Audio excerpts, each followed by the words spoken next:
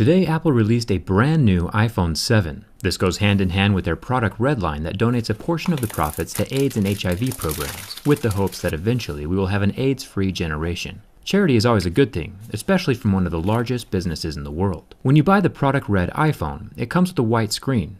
And while that does look pretty darn good, I think a black combination would look even more dope. Let's give it a try.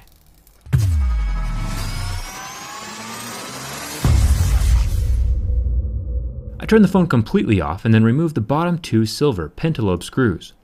While I don't recommend attempting this project yourself since it is pretty difficult, I will be linking all the tools and replacement parts that you might need in the video description. As we know, the iPhone is water resistant, which means there is a thin band of adhesive running around the edge under the screen. I'm going to use a heat gun to warm up the glass until it's just barely too hot to touch. Then I'll use a large suction cup to lift up the edge of the screen enough to slip my thin metal pry tool between the plastic edge of the screen and the blood red metal body of the phone. Now this part is kind of tricky. It's where most people will damage their displays.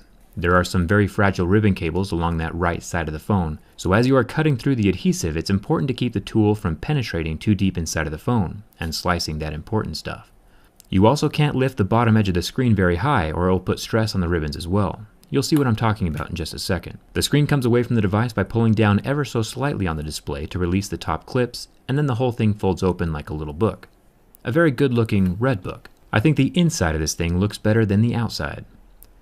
The anodized red color coating is all throughout the device, and not just the exterior.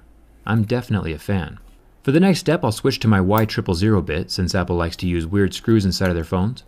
There are 4 screws holding down the metal plate over the battery connector, fingerprint connector, and LCD ribbon connector.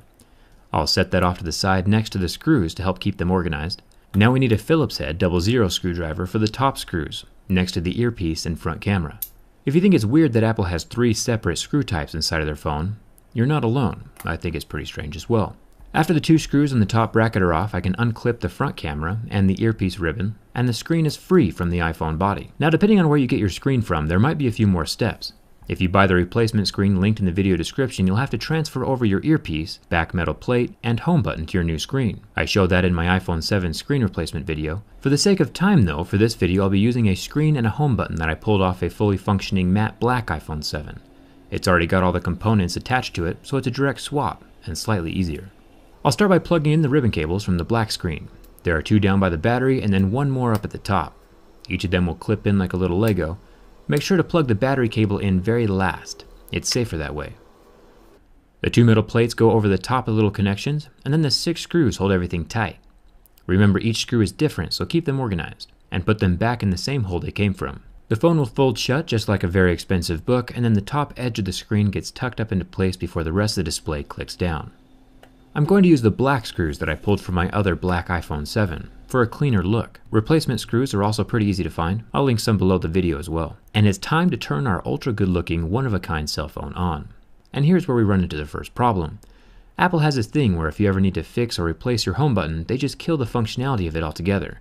It's incredibly frustrating from a repair perspective, but that's a story for a different day. Apple claims it's for security reasons, which is valid, but there are other ways to protect your device besides killing functionality. The last warning that popped up was to tell me that I have to use the on-screen home button now instead of the physical button, and that's kind of annoying. While I love the look of the all black on red, I'm not about to lose functionality solely for aesthetics. It's time to reinstall the original home button, the white one. See, iPhones and their home buttons are paired at birth and remain together for the entire duration of their lives, like some kind of weird National Geographic documentary instead of a cell phone. To remove a home button, there are 4 screws, and then the home button unsticks from the plastic frame and drops out from the front of the phone. Then all I have to do is tuck the white home button back up into place on the black screen, and then use the same screws to hold it in. And that's it for the home button. It's still definitely white, but this time it's functional, and there are no error messages. Now one way around this would be to take the main board from the black iPhone and plop it into the red frame. That way the black home button would remain paired together with the black screen. But I would recommend against that because the more components you remove from the phone, the higher chance you have of something breaking and going wrong. And it never working again when you put it back together. I might compare this project to Legos during the video, but it's slightly higher risk than that. The simplest solution is to just get a small black skin and put it over the white home button. incredibly inexpensive, and at least the skin isn't covering the whole display. Now, I don't have any skins at the moment, but I know a guy who does. I'm going to send this phone over to MKBHD to let him work his magic on that home button. The phone is his to keep or give away, totally up to him.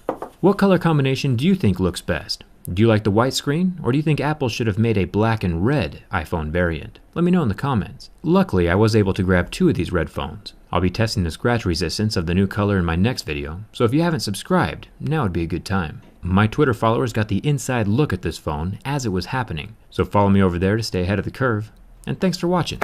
I'll see you around.